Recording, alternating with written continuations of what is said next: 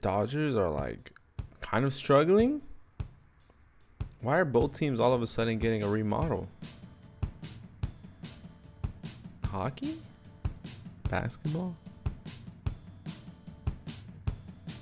In one episode? Yeah, let's roll with it. What's up, and welcome back to another episode of Prairie Avenue. My name is Alonzo Rivera. It's episode number 23, and it's a random edition of baseball, basketball, and hockey all combined because we need to drop an episode every week, and we're gonna commit to it.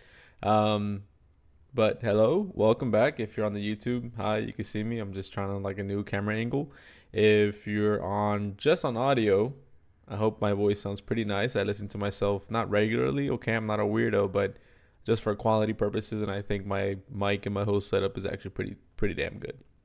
But we're back, and it's nice. It feels cool. Like we're trying to get everything done. We're like in the mix of it right now. Obviously, the NBA draft is about to go on. WNBA is actually going crazy with Clayton Clark. She's bringing so much awareness. Baseball's going. Hockey's about to finish. Celtics just won the NBA Finals. I mean, there's so much we could go in and talk about, but of course, this is an LA-based podcast, so you have to talk about only about LA. But yeah, I mean, it's been crazy. It's been a really eventful few days, I would say. When it comes into me, I got like finally on like first day of my internship, and that was really cool. Got a whole post in my interviews on the social media, so it feels really weird to like see it all coming true, but it's a process and it's going to take a lot of work, so we'll see how far this takes me into my future endeavors. So anyways, let's start off real quick with some crazy. I think I gotta create like a segment, but this segment I really want to call it's like some kind of opinion. And to be honest with you, where I want to go is I'm pretty fucking worried about the Dodgers. To be honest with you, we've been hit with the injury bug a little bit. Not everyone's been up to par to where we expect them to be, offensively. And to be honest, I think this is where we tie it all up. Teoscar Hernandez is actually kind of freaking crazy.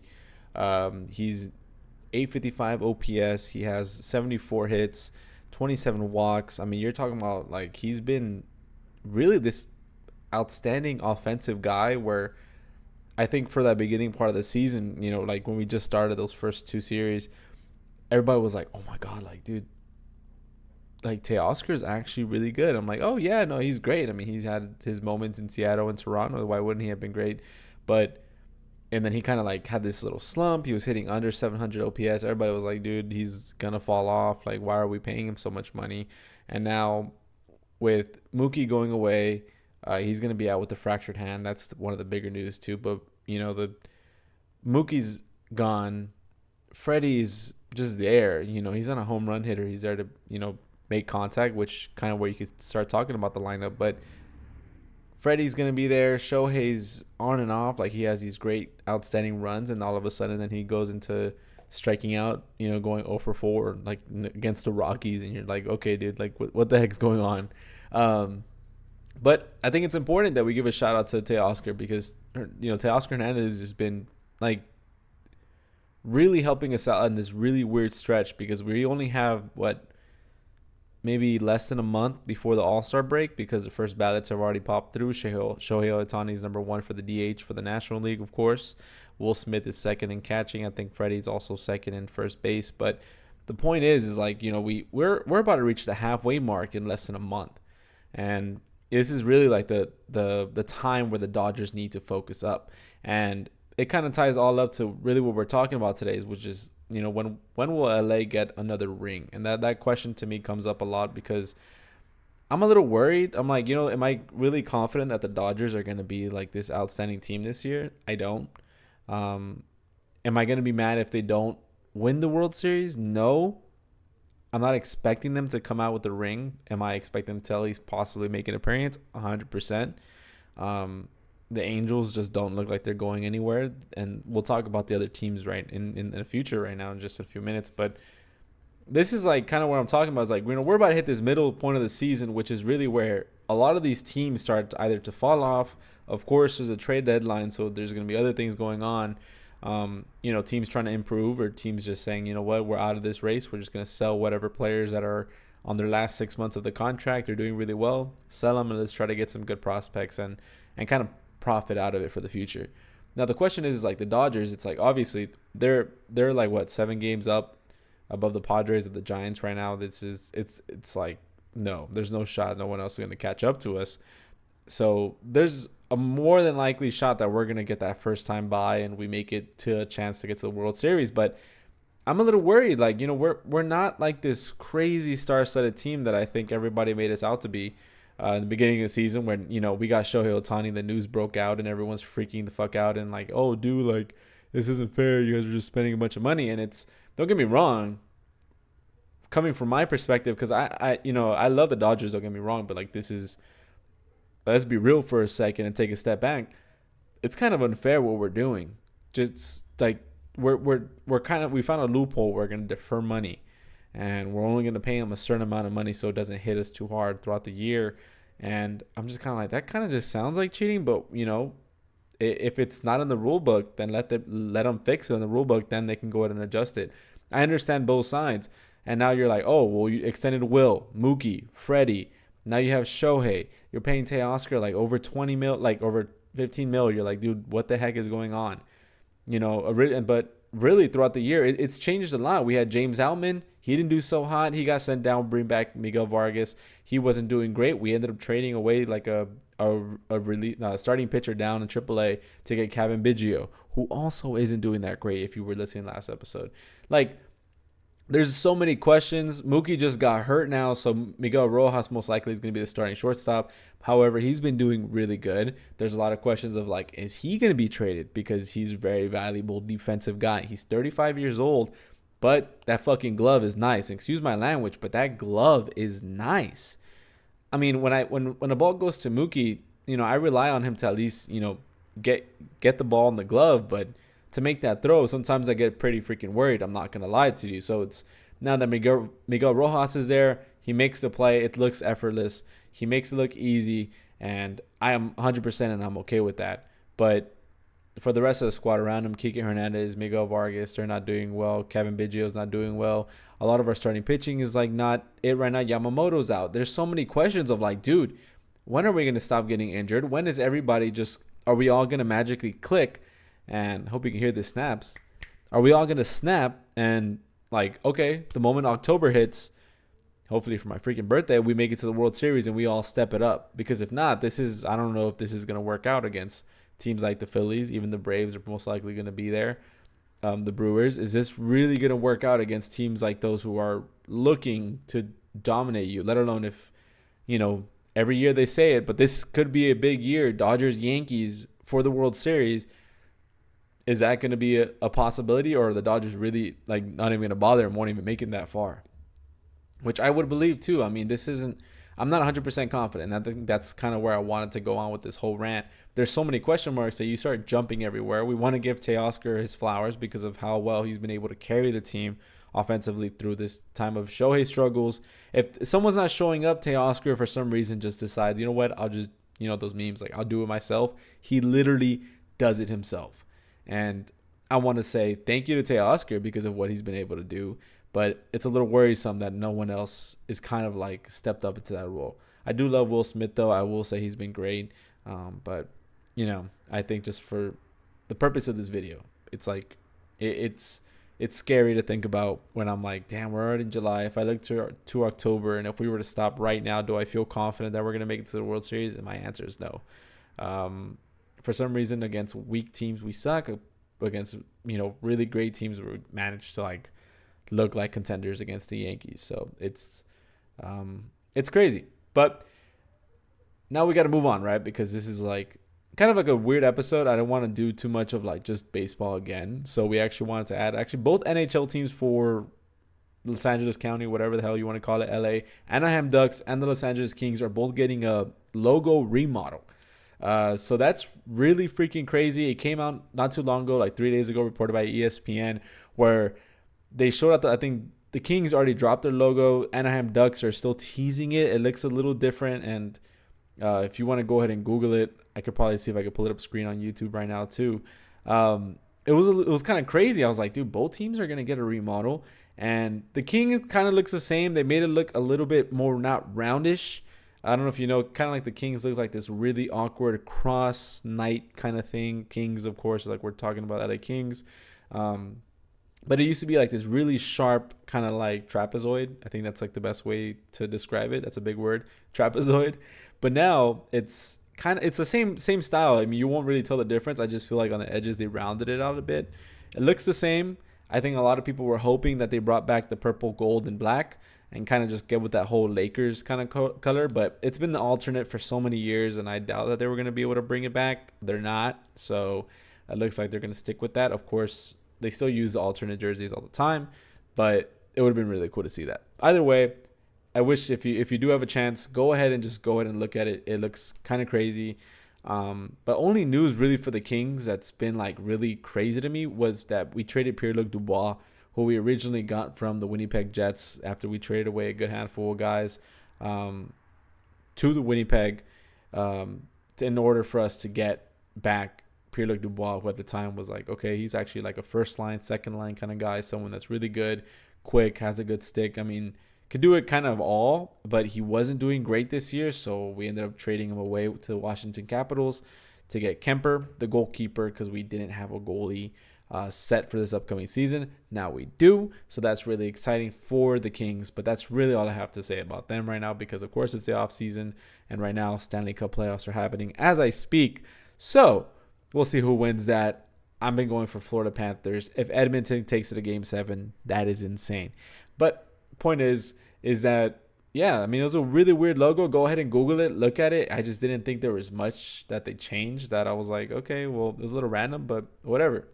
But moving on to the Ducks, it's a little like different. I mean, if you've seen like the Anaheim Ducks logo, you know it's kind of like this big D for ducks, and it kind of looks like the web feet of a duck. So that's kind of like the way they've had it for a really long time.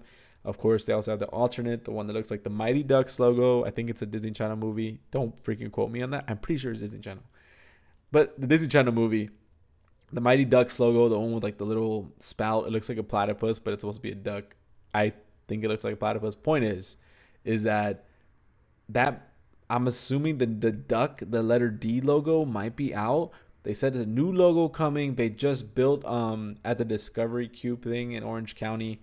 They put like this big rocket with the eye, and you got to go look at their Instagram. It's all over their Instagram. It looks like this really red eye kind of thing, new logo that they're trying to go for. And I'm assuming they're not changing their name. It's just going to be the logo. But it's another, they're both reported by ESPN, the same article. And it was like, dude, what the heck? Why are both the NHL teams getting remodeled? But yeah, like this looks kind of hard. Like if you take a look at it, Google like Anaheim Ducks or just Instagram, look at the freaking profile picture. I really like it. I dig it. I think it's giving some kind of like, not devilish energy, but devilish energy that I hope would change a lot for the Anaheim Ducks, who haven't done much since the offseason. Don't get me wrong. Like their offseason just started like a month ago. But it's really cool to like, see what's going to happen for them. So I'm more excited about what's happening with the Ducks right now besides the Kings. So yeah, I mean, it was a rough season for both. I think the Kings, it just sucks that it ended in disappointment once again against the Oilers. And it's like year after year, it's just against the Oilers. All you got to do is get past them. But now you see the Oilers are in the Stanley Cup final. So can you kind of excuse them? I think you can. But, of course, there was a head coaching change. There's people that want a GM change, a lot of different line switches, injuries. It just wasn't really working out. So hopefully next year will be better for the Kings. But as for the Ducks, it never worked out from the start. It was a rough start. I don't even want to get involved in that, but I mean, you couldn't get past 25 wins or something. It was a shame. You were literally fighting the Sharks for last place in the Pacific Division, so it kind of sucked, but it is what it is. Both teams are going under remodel. Hopefully both teams also get new management and figure everything out. But for the time being, I guess it's going to be what it is. But yeah, so let's see. LeBron says no to Bronny. So that's kind of like the bigger news, I think, out of all of this. Of course, Dodgers hockey, but now we're going into basketball. It's been reported by Rich Paul, who is the agent to LeBron, that him and LeBron had a conversation. They spoke to, let me get this right because I do want to get the quote right, Jonathan Givony of ESPN, that they don't want to play with him. He literally said LeBron is off this idea of having to play with Bronny. If he does, he does. But if he doesn't, he doesn't. There's no deal made that it's guaranteed that if the Lakers draft Bronny at 55, he, aka LeBron, will re-sign. If that was the case, I would have forced him to take him at 17. We don't need leverage. The Lakers can draft Bronny and LeBron doesn't resign. LeBron is also not going to Phoenix for a minimum deal. We could squash that now. I know I said a lot. Point is, all you need to know, he's not going to go to Phoenix. And that basically, hey, if he signs with the Lakers, he does. If he doesn't, he doesn't. I like that answer a lot. And he just straight up says, like, hey, we could have signed him out of high school, but we didn't. So we decided just to see where it plays. It doesn't mean that, like, LeBron is going to go play wherever he goes. We just feel it out. I kind of like it, but he's really big on the idea that doesn't mean that doesn't guarantee that the Lakers, if the Lakers do get Bronny, doesn't guarantee that the Lakers are going to re-sign or that LeBron was going to re-sign with the Lakers. But it sounds like that might go either way. Even if Bronny did go with the Lakers, if LeBron would actually stay, that's kind of where I'm more concerned is like, so you're saying even if Bronny does come, the chance of LeBron staying is pretty slim, and we don't know whether that means it's retirement, whether that means he wants to go back to Cleveland as a farewell tour and just call it quits, retire. And I mean, he's gonna be going down as the GOAT. So he's like, there's a lot of questions in that quote. But what I do find interesting is like this was like the conversation since he declared, right? Of course, Bronny went to USC. LeBron was able to go to like majority of his home games, and Bronny didn't do so hot. Like, he was a rookie. He's a freshman in college. Like, he wasn't supposed to be like this great guy. And now he comes out. He kind of has like some highlight moments, but they're not great. He doesn't average that much minutes and playing time and points and rebounds, everything you want to look at. He just doesn't get playing time. And now you're telling me he declares for the draft, and this was the big news that, like, I'm talking about my coworkers and my friends and everybody that I could, socialize with about sports is like, can you believe Bronny's going to go to the Lakers? And I'm questioning myself, like, dude, is that even like a possibility? Like, would the Lakers really want to draft him that early? Everyone's like, dude, he's like ranked as an undrafted free agent. There's only 3 rounds, or would someone actually waste a second round pick? And my argument was always, yeah, I mean, isn't it kind of a guarantee? Let's say the Charlotte Hornets sign Bronny. I mean, is there a chance that LeBron goes and plays with him?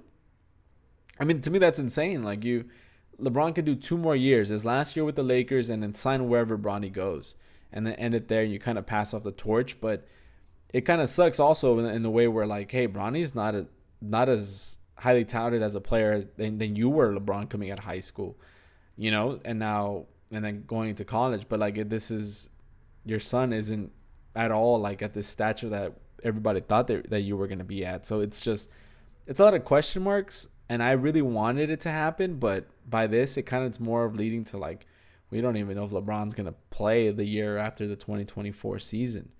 So, good luck. It's like, oh, shoot, like, you're telling me, like, LeBron might actually retire after this year with the Lakers. So, a lot of question marks.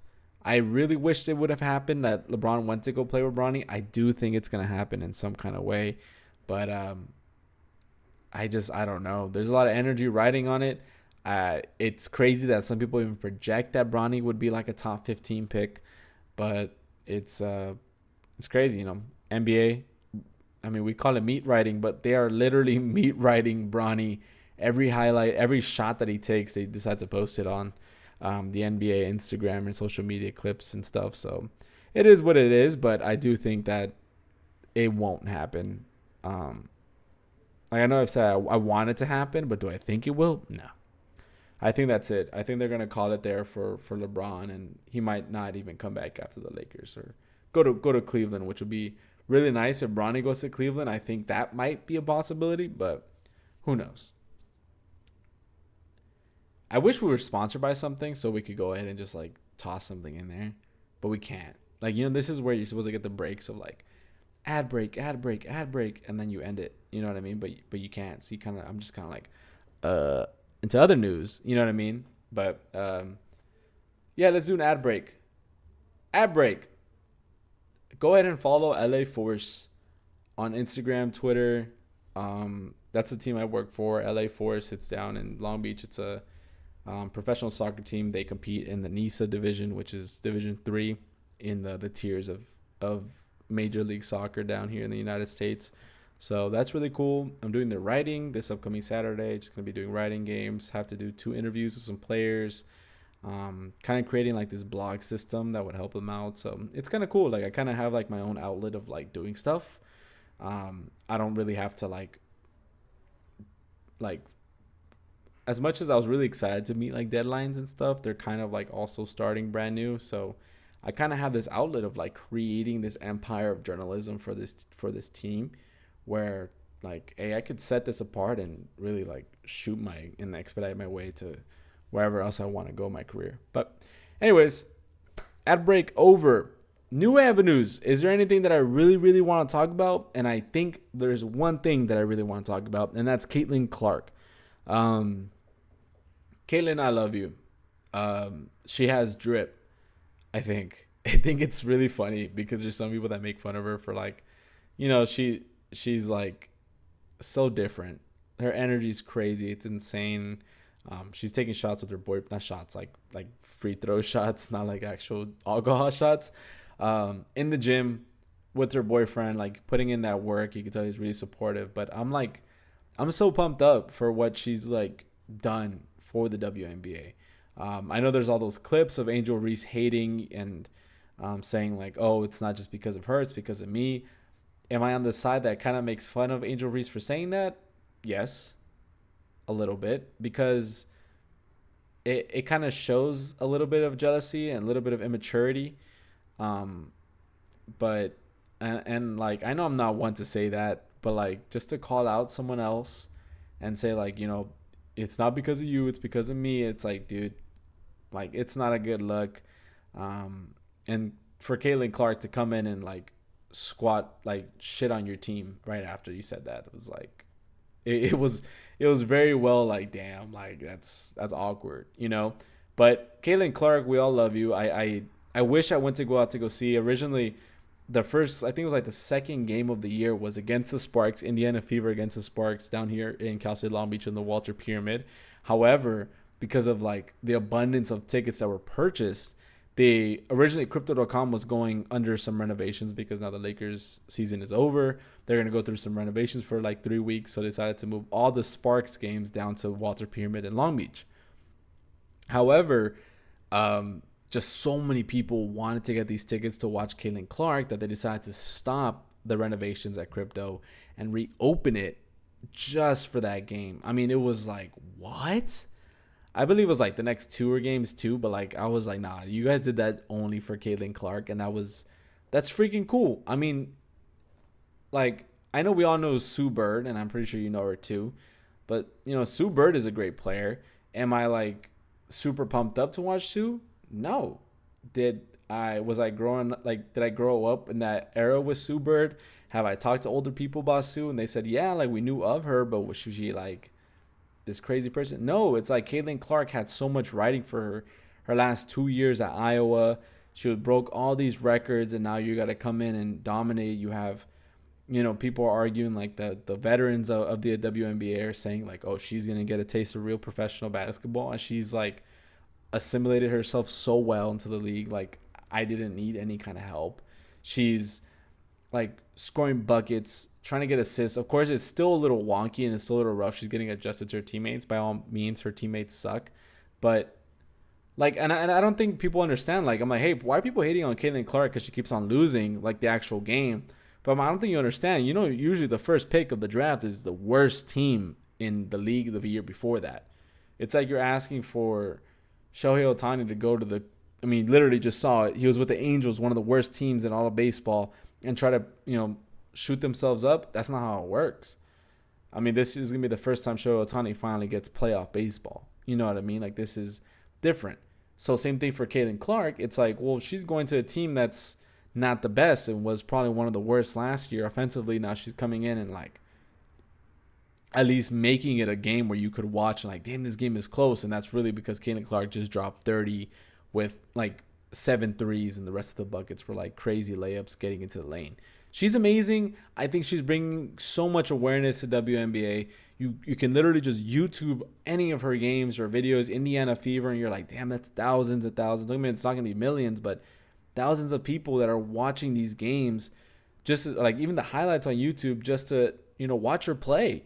And you've seen all the clips on TikTok, ESPN, Bleacher Report, and I honestly want to make one myself of like, she makes a 3-point shot on a close game, and the crowd, it sounds like you just watched the NBA Finals. Like you're watching the Celtics and the Mavs, like a close game, 3-pointers just being shot back to back. That's what Caitlin Clark is doing for these arenas all across the country. It's getting loud. These aren't even people there to support their home team. I'll be real with you. I originally told Steph I wanted to go watch the Sparks game, and she was like, okay, let's go. Of course, it didn't really work out. I had other stuff to worry about. But I wasn't going to be rooting for this. I mean, don't get me wrong. I'm going for the Sparks. I'm an all LA person. But if Caitlin Clark slinks in a badass 3, I'm standing up like, what the hell was that? And that's just the energy that she's been bringing. And I think that's kind of like what I want to shout out for like a new avenue. She's creating this new path and this new direction for women's basketball to be bigger than ever. Like, this is such a great outlet, and I hope it just, I can't do much besides support with viewership and watch, but and write and talk about it. But I hope billionaires and millionaires out there decide to invest in this league and make it just as big. Maybe when I'm 40, I'll be like, wow, like the WNBA has changed. But for now, I'm super appreciative of what Caitlin Clark has done for the game. It's insane, man. Like it's very few people in the world that have the power to come in, walk in, and just make an entire league just that much more popular. So shout out to her. Also, Cameron Brink did get a torn, I think it's a torn ACL from the most recent game. I forgot against who, excuse it, but she just got a torn ACL. That's my girl. Cameron Brink, our draft pick from the WNBA draft this year for the Sparks. She's torn ACL. Feel bad for her. She was actually supposed to represent the USA in the Olympics in the 3 versus 3. They just won gold recently too in the World Championship, so like they were supposed to run it back at the Olympics. Now she's out, so it kind of sucks, and I feel bad. So get better, Cameron Brink. Anyways, that's going to be it for this episode of Prairie Avenue. I think the name of the episode didn't really tie well. I think it's just like, hey, like, I guess I'm more talking about the Dodgers, but we're just going to end it there because we're about to hit that 30-minute mark. But I really appreciate you staying along if you listen to the whole way through. Probably be back next week, per usual, same days, Wednesday, Thursday. Kind of just depends as to what I'm free. I'm trying to make more episodes, trying to create more time for it.